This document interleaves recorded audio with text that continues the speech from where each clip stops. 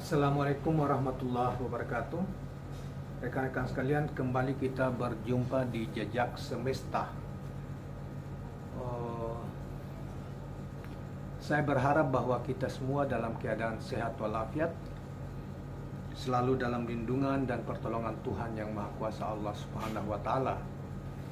Kawan-kawan sekalian, kali ini kita akan mengetengahkan sebuah bahasan atau berita yang yang kita ambil dari Gelora News tanggal 12 Januari 2023 dengan judul Anies ke kancah internasional, warganet bandingkan dengan Ganjar, beda kelas. Judul yang dibuat di dalam portal Gelora News Twitter hari ini seperti itu. Kawan-kawan sekalian, sebelum kita bacakan berita ini selanjutnya, kita perlu sampaikan sebagai pengantar 1-2 detik atau 1-2 menit bahwa sebagaimana kita ketahui sekitar 3 atau 4 hari yang lalu bakal calon presiden dari Partai Nasdem, Dr. Anies Rashid Baswedan, diundang oleh satu lembaga internasional di Singapura yang berpusat di Singapura bersama Yeni Wahid untuk menjadi pembicara di acara tersebut di sebuah yayasan internasional di Singapura. Kemudian setelah itu ternyata dia juga diundang secara khusus lagi untuk memberikan semacam kuliah umum terhadap suatu komunitas di Singapura juga, berkelas internasional juga di Singapura, saudara sekalian. Dan itu kemudian menjadi diramaikan di media sosial, termasuk juga terutama di Twitter, saudara sekalian, yang kemudian kita sebetulnya tadinya tidak akan membuat secara khusus, tapi saya lihat beritanya cukup lumayan bagus, makanya kemudian kita bacakan pada kesempatan ini. Nah, beritanya saudara sekalian, marilah kita coba sampaikan beritanya, yaitu acara Regional Outlook Forum ya di Singapura bersama Yeni Wahid, saudara sekalian.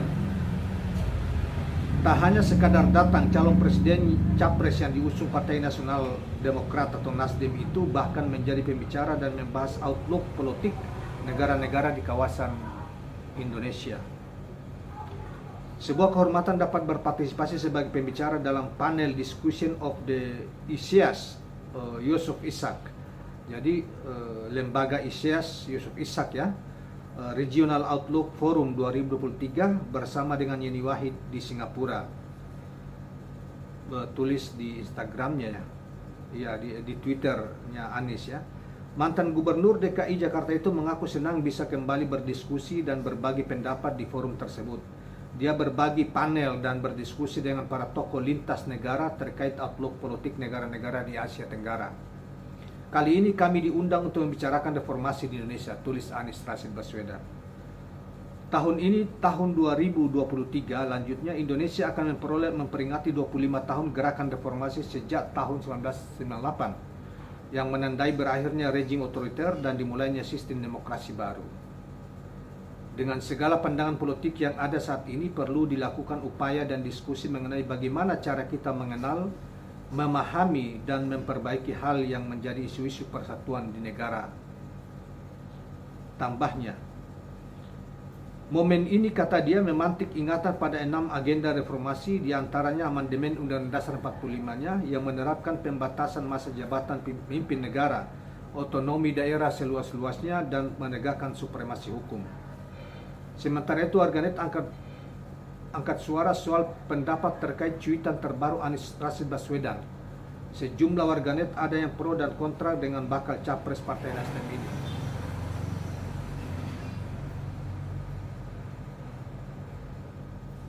Ada yang mengatakan kok Pak Ganjar tidak diundang, ini sindiran-sindiran aja ya kawan-kawan sekalian dimuat dalam berita ini.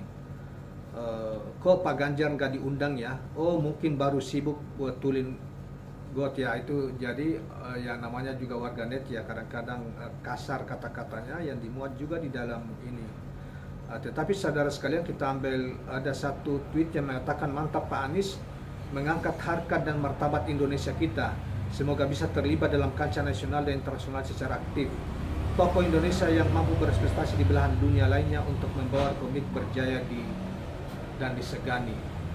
Nah, jadi kawan-kawan sekalian, kalau soal Anies Rashid Baswedan bukan hanya sekarang ketika dia capres saja, tetapi memang seperti yang kita pernah itu, kalau kita ikuti jejaknya, memang sejak dari mahasiswa ya, bahkan setelah kuliah ambil S2 dan apalagi ketika menjadi rektor, dia sudah menjadi preferensi dunia, selalu diundang untuk memberi pandangan-pandangannya terhadap hal-hal yang berkaitan ekonomi maupun sosial ekonomi maupun politik di dunia internasional. Bahkan juga sebagaimana kita ketika dia menjabat sebagai menteri, apalagi sebagai menteri ya, pandangan-pandangan pendidikannya selalu didengarkan di berbagai tempat, bukan hanya dalam negeri.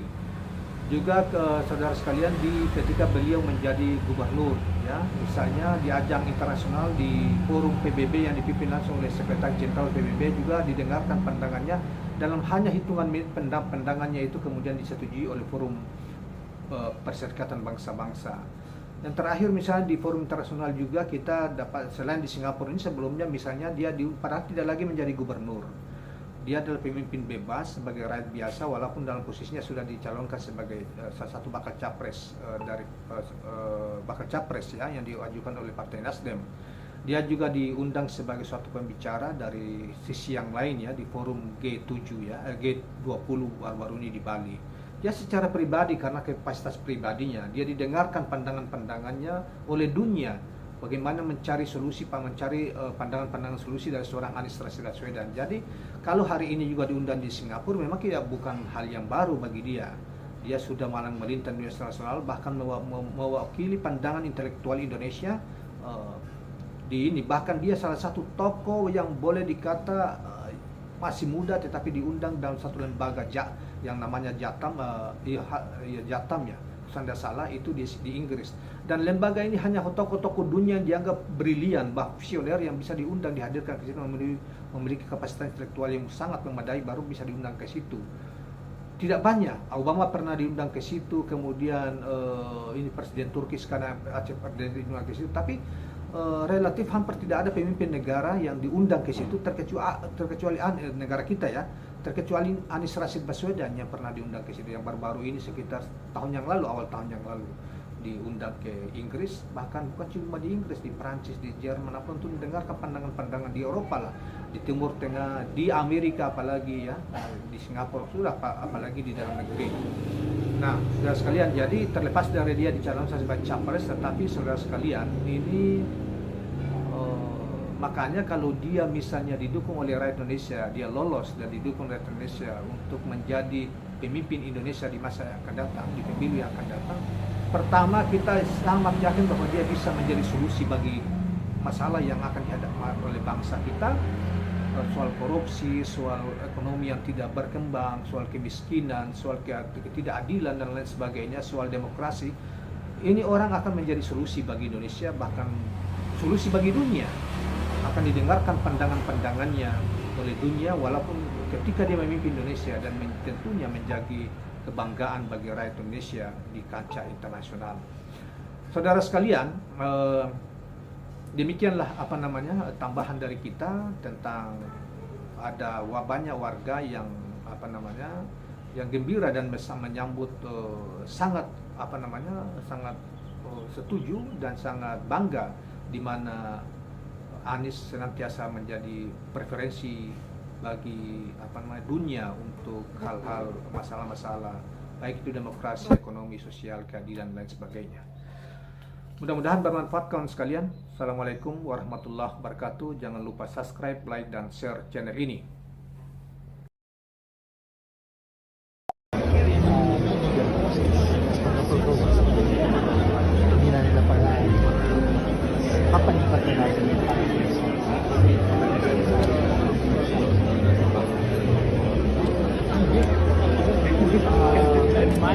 For non-payment of our people. So, may sa LGU sila democracy is not truly practiced.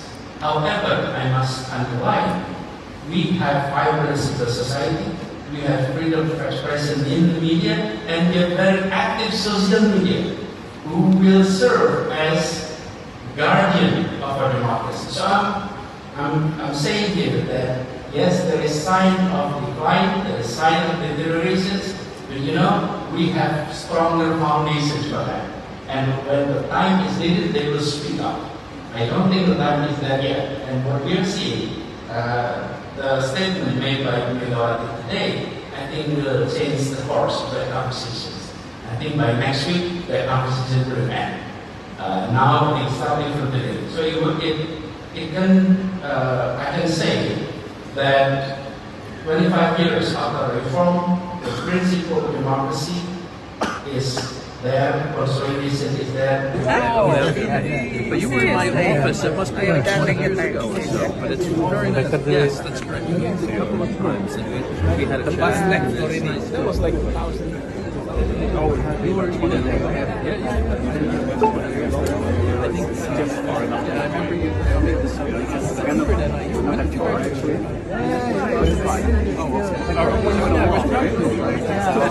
The wife is still